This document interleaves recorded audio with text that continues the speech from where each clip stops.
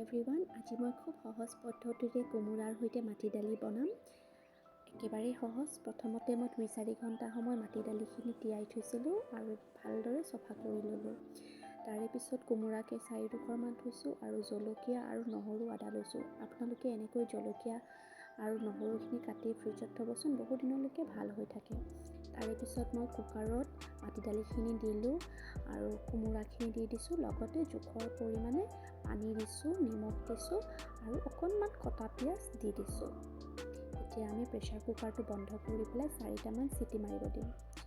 আৰু বাকী আমি একো বেছি মছলা নিদিওঁ। জিৰা, হালধি, ধনিয়া, পাঁচফোৰণ, পিঁয়াজ, জলকীয়া, আদা নহৰু বটা আৰু তেজপাত দিম। 4টা চিটি মৰাৰ পিছত আমি কোমোৰাখিনি উলিয়াই থ'ম অকণমান সময়ৰ কাৰণে, নহ'লে ই গলি যাব। তাৰপাছত আমি এতিয়া ফোৰণ দিম। কেৰাহীত মই অকণমান তেল দিছোঁ। তেল কম খোৱাই ভাল। তেলত মই ফোৰণ দিছোঁ, তেজপাত দিছোঁ, আদা নহৰু দিছোঁ।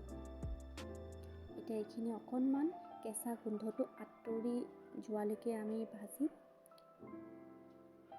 তাৰে পিছত মই কাটি ৰখা পিঁয়াজখিনি দি দিছোঁ। পিঁয়াজ, আদা নহৰু, পাঁচফোৰণ আমি ধুনীয়াকৈ ভাজি ল'ম, যাতে ইয়াৰ কেঁচা গোন্ধখিনি আঁতৰি যায়।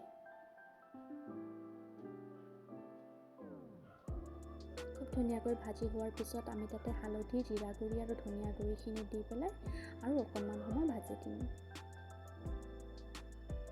ভালদৰে ভজা হোৱাৰ পিছত মই দালিখিনি ইয়াতে সম্ভাৰ দি দিলোঁ। অকণমান পানী দি দিলোঁ। এতিয়া এইখিনি ভালদৰে উতল আহিব দিম। কেঁচা জলকীয়া 2টা দি দিলোঁ। কোমোৰা যিখিনি মই উলিয়াই থৈছিলোঁ সেইখিনি তাতে দি দিলোঁ। এতিয়া মই ভালদৰে উতলাম। দালিখিনি বেছি পনীয়া হ'লে ভাল নালাগে, অকণমান ডাঠ হ'লে ভাল হয়। গতিকে মই এইখিনি অকণমান সময় হাই ষ্টিমত দি থ'ম।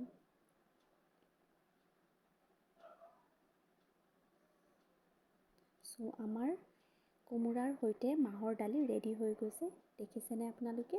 ইমান ধুনীয়াকৈ দালিখিনি ডাঠ হৈ গৈছে। আপোনালোকে খাৰো দিব পাৰে, খাৰ দিলেও খুব ভাল লাগে। আপোনালোকেও বনাই খাবচোন এনেদৰে। এইটো হৈছে কোমোৰাৰ সৈতে মাটি দালি। Thank you so' much.